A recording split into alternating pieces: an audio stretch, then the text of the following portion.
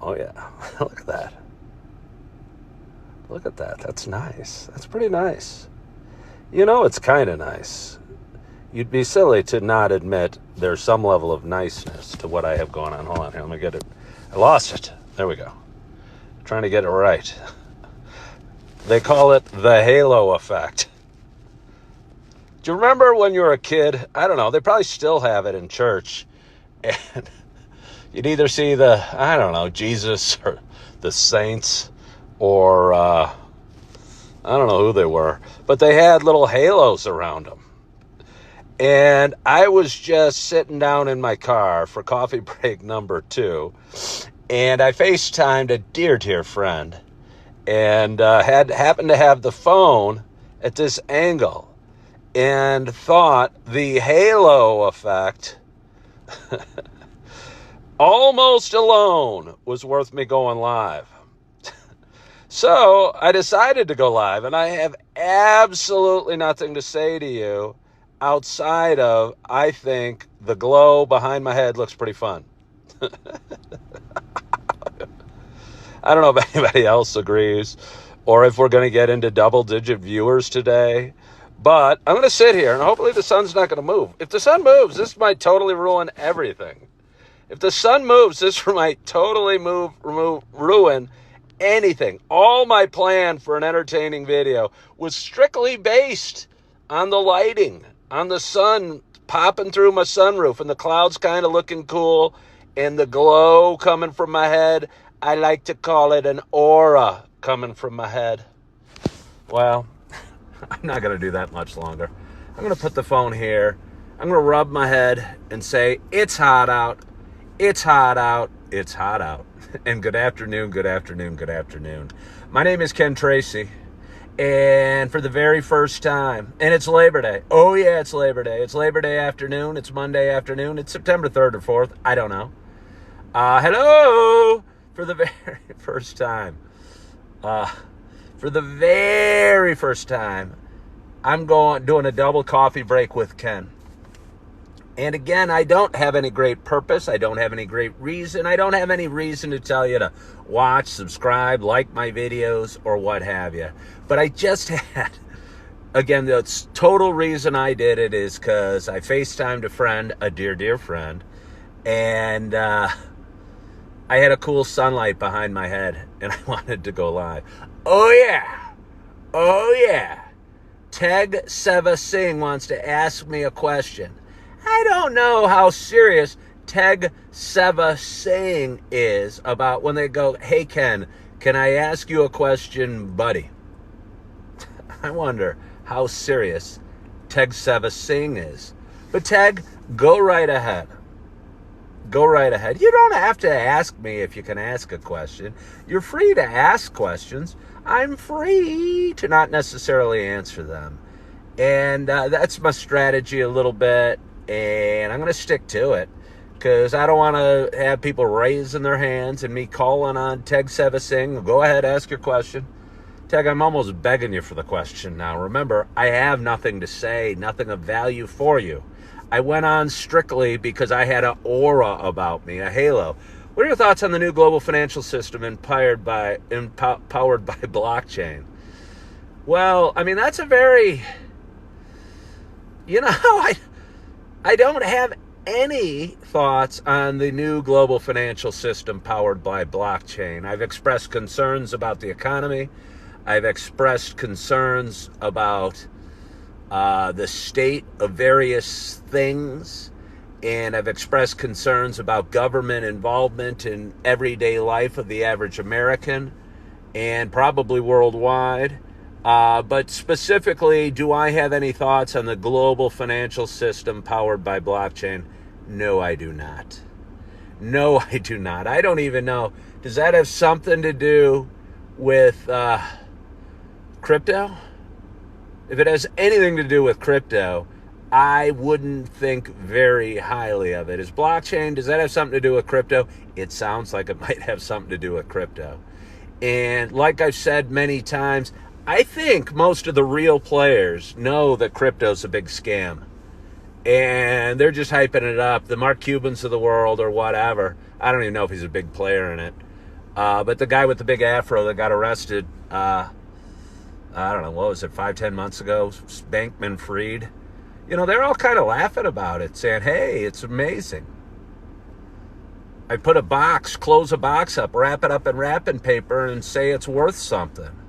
And the markets believe me, and they start bidding on it and raising its value and pushing it up. And suddenly, this box that is full of nothing but air, it has a market value of several $billion. And it's just so silly. It's just so silly. And again, I think the real players in crypto know that it's a scam, but they've been down this road before, and they know how long they can ride a scam, and they're never going to be the ones caught holding the bag when, I'm going to mix my metaphors, when that cookie crumbles. Oh, yeah. I mean, sometimes they do. Sometimes they do. The Bernie Madoffs of the world and what have you. But sometimes they do. Vin Diesel. I don't hear that too often, but I like Vin Diesel. I saw a movie with Vin Diesel the other day, Boiler Room. It was my pick to click. I'm going to give another movie recommendation for the day. I've been given some movie recommendations out, and I don't know how well they're heeded. A couple days ago, or maybe a week ago, I recommended True Romance. I gave it 2 thumbs up, or 99 out of 100 in Rotten Tomatoes. One of the best movies I've ever seen, and probably not that scene of a movie. A few days ago, I saw Say Anything with John Cusack, and that was a good one.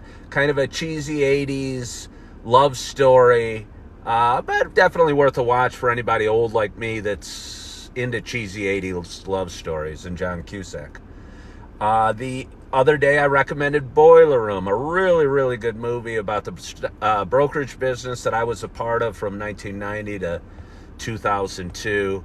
And today, can a conservative guy and a liberal girl be in a healthy relationship? Sure they can if they're both level-headed and normal. I describe myself as slightly right of center. I don't think I'd have any problem dating a slightly left of center woman. But if she was if she was probably super radical on either side, I don't think I could date her. I think the bulk of humanity, it's in what's that called, a bell curve or whatever? The bulk of humanity lies in this top of the curve. And I would stay away from both sides of the bell curve, because those are the extremes. Is it true I got kicked out of Naperville? Matt, I think I'm spreading that rumor. I'm probably put more fire under that rumor than anybody, because somebody asked on a video a week or two ago that I heard you've been kicked out of downtown Naperville. And I started laughing when I heard that, thinking that's so funny. Because I was in downtown Naperville last night. I'm there all the time. And I don't know exactly what powers that be would kick an individual out of an area of a town, especially an individual that hasn't done anything wrong. But anyway, that's the level of, you think polar opposites politically can be in a healthy relationship? No, I think that would be a struggle. If they're polar opposites, again, I'd stay away from the polls, James T. Kirk. I would stay away from the polls. It seems anyone on the far end of anything is probably a little too far, at least for me. I'd have a hard time with it. I'd like, I think for discussion's sake and longevity's sake, I would like to be in a relationship with a woman that could see both sides a little bit, and we could have a healthy discussion and maybe come to some conclusion or some agreement, or maybe an agreement to disagree. But if you're both on the far sides, I think that would be very hard. Like, if you love steak, I probably wouldn't date a vegan. You know what I'm saying? You don't have to, opposites, they say opposites attract, and maybe for a little bit, and maybe it's interesting or fun or sexy or cute or something. But long term, I think if you're total opposites, it's probably going to be a problem. It's just my thoughts. Trans kids stuff. Well, in real life, the trans kids issue doesn't really come across your plate probably too often. If you both agree to turn off the news and not watch Fox News or CNN or MSNBC, you probably won't come across too many trans kids issues. So that would be my thought to you. I mean, I've been working all day and nobody's brought up anything about trans kids issues. Not overly. I don't know. But anyway, it is 10 to 2. It's been an awesome coffee break with Ken, too, at least for me. Oh, Lorraine Velkovich, the woman who only knows of downtown Naperville due to me. She said that on a comment. Today. I would love if you'd show up to downtown Naperville. Let me know. I don't live there. I don't hang there every day, but I do go there several times a week. And several times a week, no problem, James T. Kirk.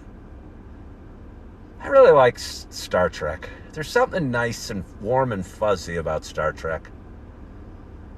Yeah. And obviously James T. Kirk reminds me of Star Trek. Captain Kirk. Many good memories.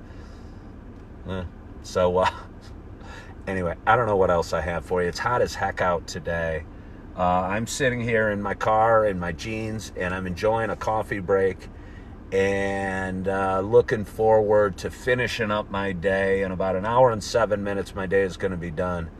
And I'm going to go to the gym. I'm going to work out. I'm going to do a really good hard workout, get super pumped and super jacked up and super massive. And going to go home, or I'm going to shower and have an awesome shower. Probably shave, because I haven't shaved or showered yet this morning or day. It's going to feel really good. I'm going to go home, going to enjoy my evening, going to see my babies, and I'm going to love on my babies, and I'm going to enjoy the rest of the day. And I hope you're having a great day, and I hope you're enjoying your Labor Day weekend and staying cool and feeling good, loving yourself. Hi, Maddie. I know you know Libby. Were you and Libby at the fest last night? Maybe you were. I know, Maddie. I appreciate you. Thank you for tuning in. But anyway, I hope you're having a wonderful, wonderful weekend. I hope you're feeling good. I hope you're loving yourself. I hope you're forgiving yourself. And as always, I hope to talk to you soon. Bye-bye.